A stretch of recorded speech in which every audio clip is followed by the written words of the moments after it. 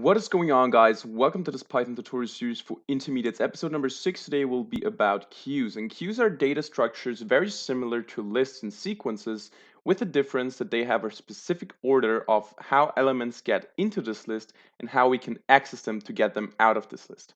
So let us get into the code. Now, in order to work with queues in Python, the first thing that we need to do is to import the queue module. So we're going to say import queue. Now, before we get into this, into the whole queue thing and how to create queues, how to work with queues, let's talk about why queues are even useful. So why should we use queues? The reason we should use queues is because when we have multiple threads running, if it's not just one main thread, uh, you need to have a structured way of getting in the data and getting out the data. Because let's say we have my list here, or let's take something else like numbers, for example. And I have a bunch of numbers here, for example, 10, 20, 30, 40, 50, 60, 70, and so on. And let's say I have 3 threads running. And each of those threads takes one of these numbers and processes whatever way processes this number. For example, it could use this number for a port check. It could use this number for a factorial calculation or anything like that. So basically takes the number or the element and process it.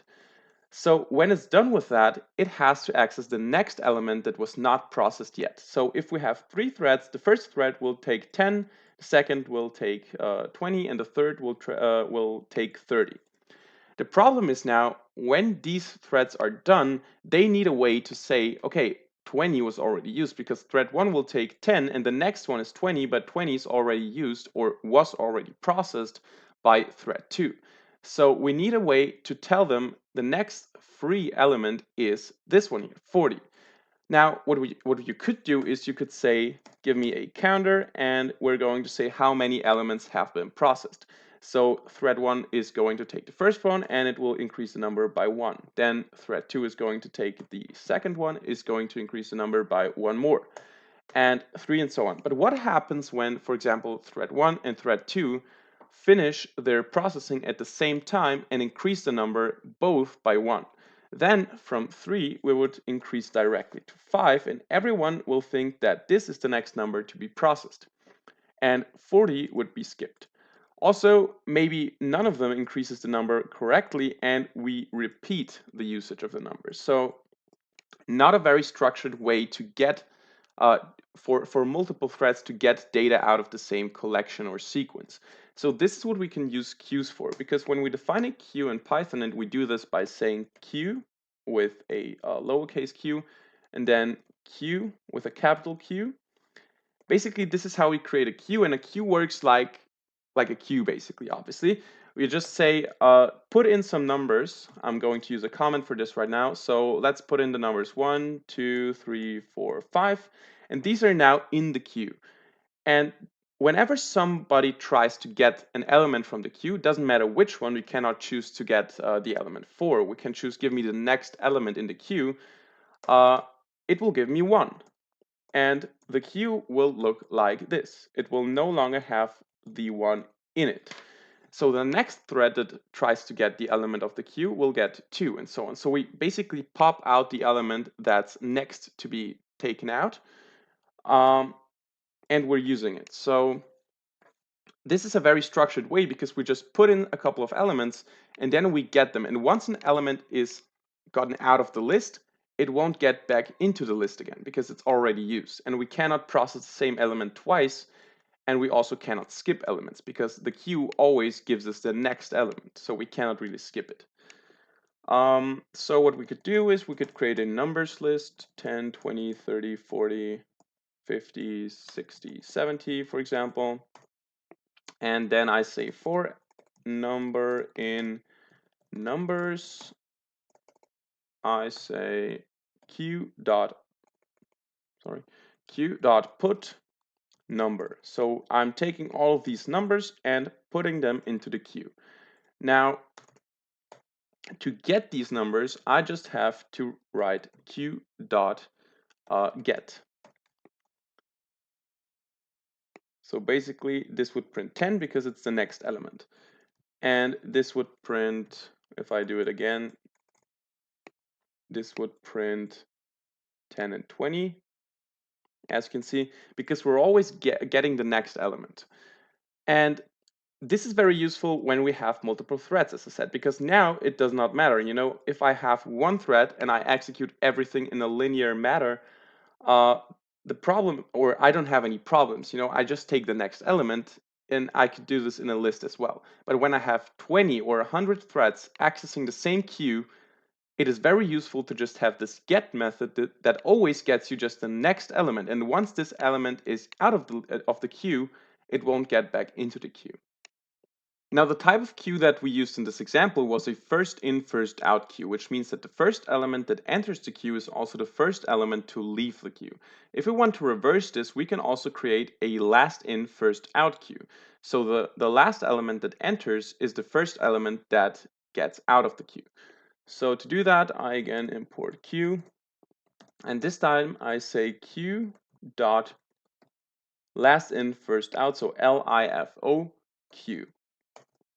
And it's basically the same thing, just that in this case, if I create a list of numbers here, and I say for x in numbers, q.putx, when I now print the get element, so when I say q.get, I will get the last element that entered the list, so I won't get 1, but I will get 7, because it's just a reversed order.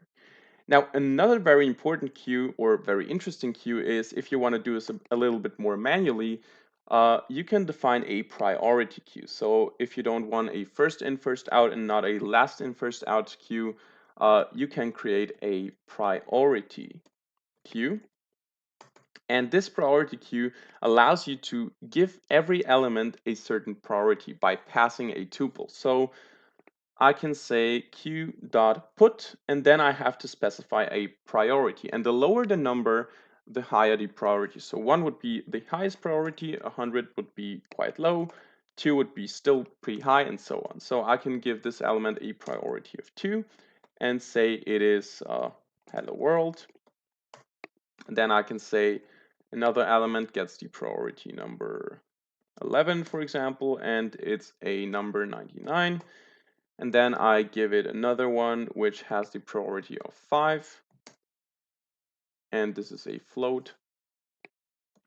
And then I can say q.put priority number 1 is, I don't know, true or something like that. And then I can just go ahead and print the elements of the queue.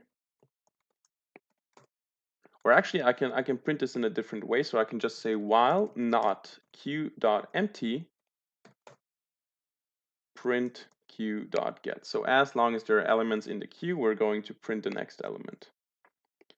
And here you'll see, what is G? Oh, Q, sorry.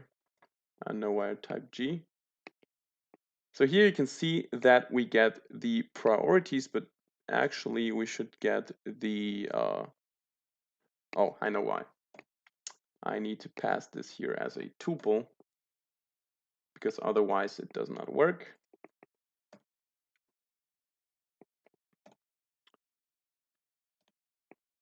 And this one here, So we get the tuples in the order of priority. As you can see, I wrote it down like 2, 11, 5, 1, but I get 1, 2, 5, 11 because it's sorted by priority. And I can access the actual value here. So these are more or less key value pairs, just ordered tuples. I can just go ahead and say, for example, 1, and I'll always get the values in the right priority order. Now, if you're interested in seeing an example of how to use queues in an actual project, you can go ahead to neural9.com and click on the blog here. I'm going to show you how to get to the blog. You click on the blog, then you go to networking. It's a little bit laggy right now. Then you go to port scanner in Python, and here you see a tutorial about how to create a threaded port scanner in Python. And what I use here is I use the queue module so that I structure the port numbers so that I have multiple threads running, 500 threads maybe, that scan for ports.